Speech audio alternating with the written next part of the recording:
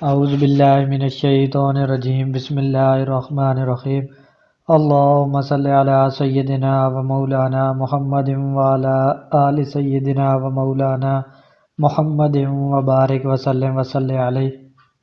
السلام علیکم fragrance of اسلام کے پیارے دوستو، ہم امید کرتے ہیں کہ آپ سب خیر و عافیت سے ہوں گے، اور ہماری دعا ہے کہ اللہ تعالیٰ آپ کو ہمیشہ اپنے حفظ و امان میں رکھیں۔ معزز سامعین، آج کی ہماری انفارمیٹیو ویڈیو کا عنوان ہے کہ اصحاب الرس کون تھے اور انہوں نے کیسے اپنے نبی کو قتل کیا۔ یہ سب انفارمیشن آج کی اس ویڈیو میں۔ تو ویڈیو میں آگے بڑھنے سے پہلے آپ سے گزارش کرتے ہیں کہ اگر آپ نے ہمارے چینل فریگرنس آف اسلام کو سبسکرائب نہیں کیا تو ہمارے چینل فریگرنس آف اسلام کو ضرور سبسکرائب کریں اور ساتھ ہی لگے بیل کے بٹن کو بھی پریس کریں تاکہ فیوچر میں اپلوڈ ہونے والی مزید اسلامک اور انفارمیٹیو ویڈیو کا نوٹیفیکیشن بر وقت ملتا رہے۔ تو چلتے ہیں آج کے عنوان کی طرف۔ اللہ تعالیٰ نے سورہ فرقان میں ارشاد فرمایا، ترجمہ: اور قوم عاد اور قوم ثمود اور کنویں والوں اور ان کے درمیان بہت سی جماعتوں کو بھی ہلاک کر دیا، اور سب کے سمجھانے کے لیے ہم نے مثالیں بیان کی اور نہ ماننے پر سب کو تہس نہس فرما دیا۔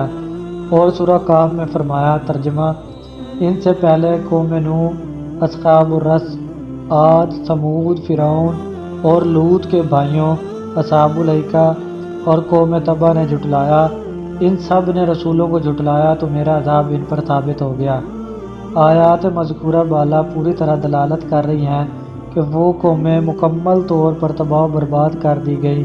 اس سے مفسر ابن جریر کے نظریے کا رد ہوتا ہے کہ وہ کہتے ہیں کہ اصحاب الرس اصحاب الخدود ہی ہیں جن کا ذکر سورہ بروج میں ہے، کیونکہ محمد بن اسحاق اور دیگر اہل علم کی ایک جماعت کے نزدیک اصحاب الاخدود کا زمانہ حضرت عیسیٰ علیہ السلام کے بعد کا ہے، اور یہ بات بھی محل نظر ہے۔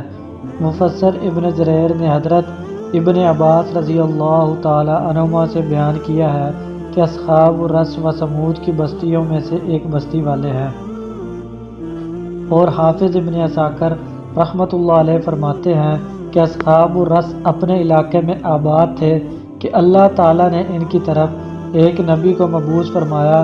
ان کا نام حنظلہ بن صفوان تھا، تو انہوں نے اپنے پیغمبر کو جھٹلایا اور ان کو قتل کر دیا، تو عاد بن اوس بن ارم بن سام بن نوح اور اس کی اولاد ہوں مقام احقاف میں آباد ہو گئے۔ اللہ تعالیٰ نے تمام اصحاب الرس کو تباہ و برباد کر دیا۔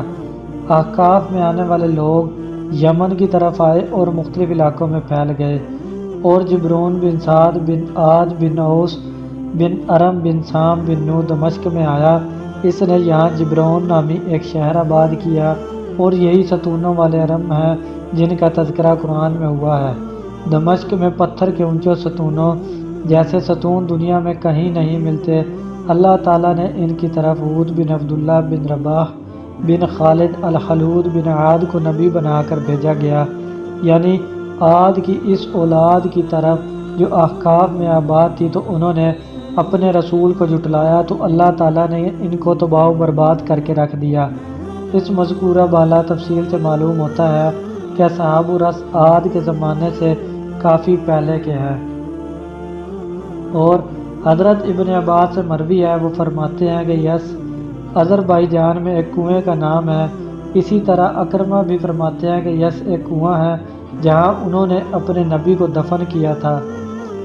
اکرمہ سے ایک روایت یہ بھی ہے کہ اصحاب الرس مقام فلج میں آباد تھے، اور یہی وہ لوگ ہیں جن کا تذکرہ سورہ یاسین میں قتادہ رحمۃ اللہ علیہ فرماتے ہیں کہ فلج یمامہ کی بستیوں میں سے ایک بستی تھی۔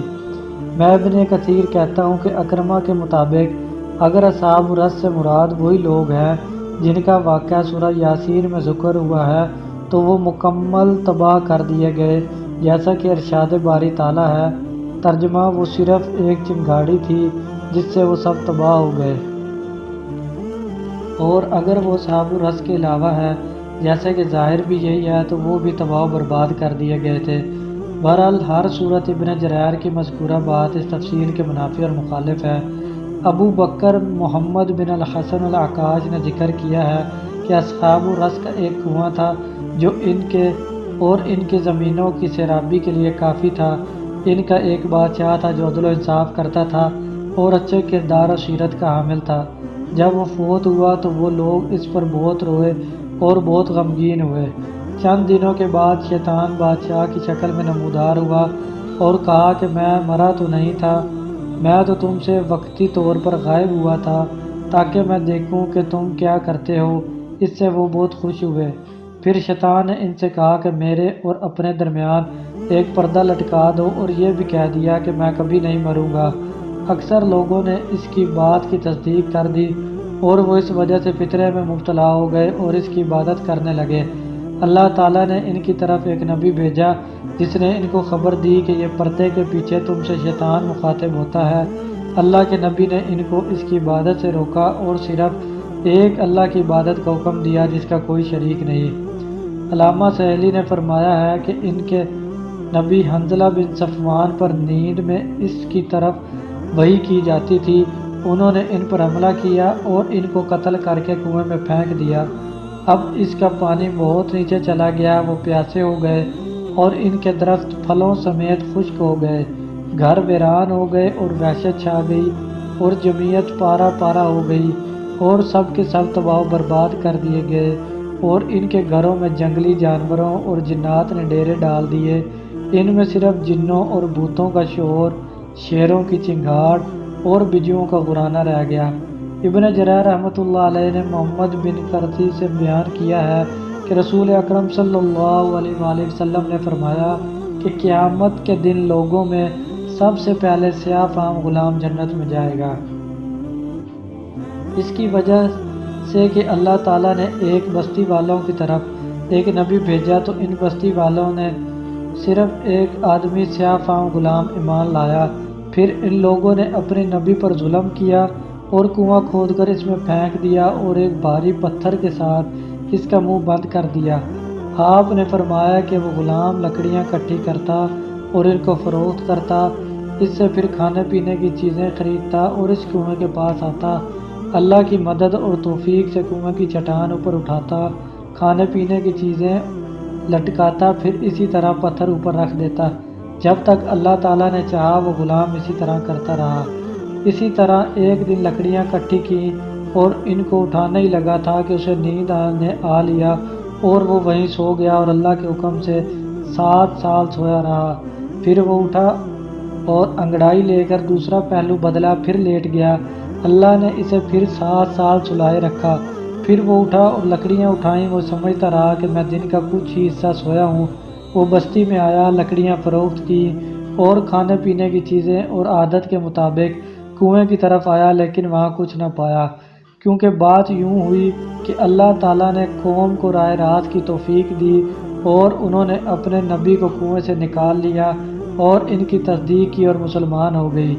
پھر اس قوم کے نبی نے سیاہ فام غلام کے متعلق ان سے دریافت کیا تو وہ کہتے تھے کہ ہمیں اس کا علم نہیں ہے، حتیٰ کہ اللہ نے اپنے نبی کو فوت کر لیا اور سیاہ فام غلام بعد میں اپنی نیند سے بیدار ہوا۔ رسول اللہ صلی اللہ علیہ وآلہ وسلم نے فرمایا کہ وہ سیاہ فام غلام بہشت میں سب سے اول داخل ہوگا۔ یہ حدیث مرسل ہے اور تفصیلی کلام کے متعلق امکان ہے کہ یہ محمد بن کعب کردی کا ہو۔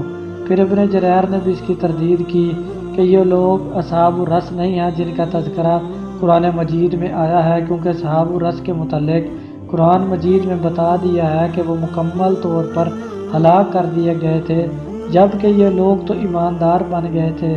ہاں، یہ صورت ممکن ہے کہ آباء و اجداد کی ہلاکت کے بعد ان کی نسل کے کچھ لوگ اپنی نبی پر ایمان لائے ہوں۔ پھر یہ کہ اصحاب الاخدود کو ابن جریر رحمۃ اللہ علیہ نے اصحاب الرس قرار دیا، مگر ان کا یہ قول بھی ضعیف ہے۔